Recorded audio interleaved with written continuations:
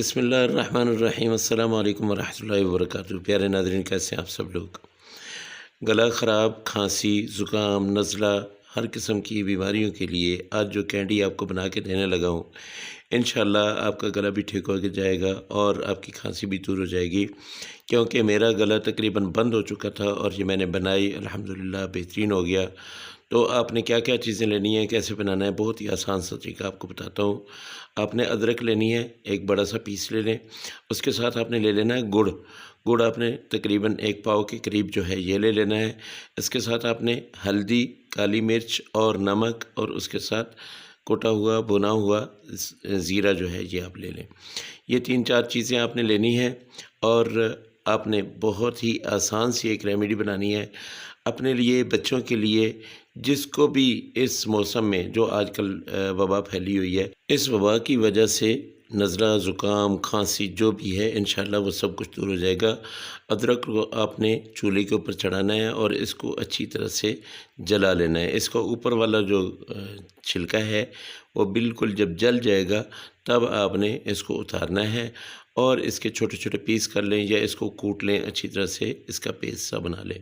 बिल्कुल हल्की आंच पे पकते हुए अदरक को जब 2 मिनट या 2.5 मिनट हो जाएं तो आप देखेंगे कि इसके ऊपर वाला छिलका जो है वो तकरीबन ख़त्म हो चुका है, जल चुका है। फिर आपने छिलका उतार के इसको धोना है, धो के इसको कूट लेना है और ऐसे आपने पेस्ट सा बना के ये डाल देना है फ्राई पैन में।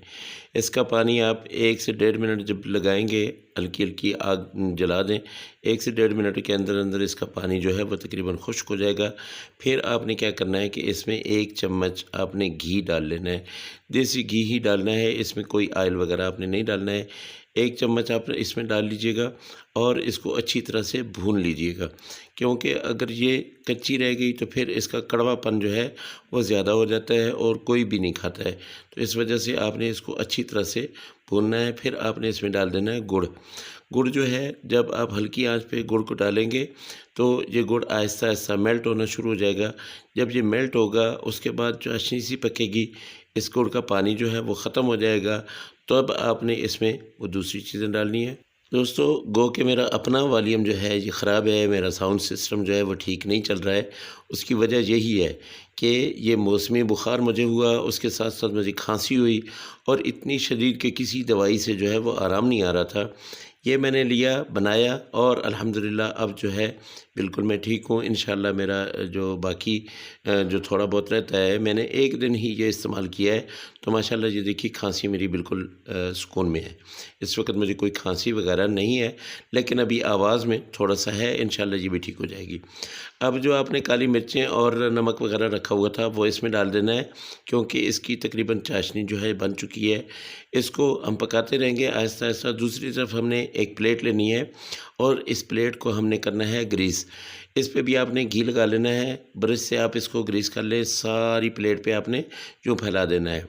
हमारा नुस्खा चूँकि तैयार होने वाला है तो अब हमने इस प्लेट के अंदर डालना है, लेकिन प्लेट में घी इसलिए डालेंगे कि जैसे ही हमने डालना है वो गर्म होगा और ठंडा होते साथ ही उसने प्लेट को चिपक जाना है।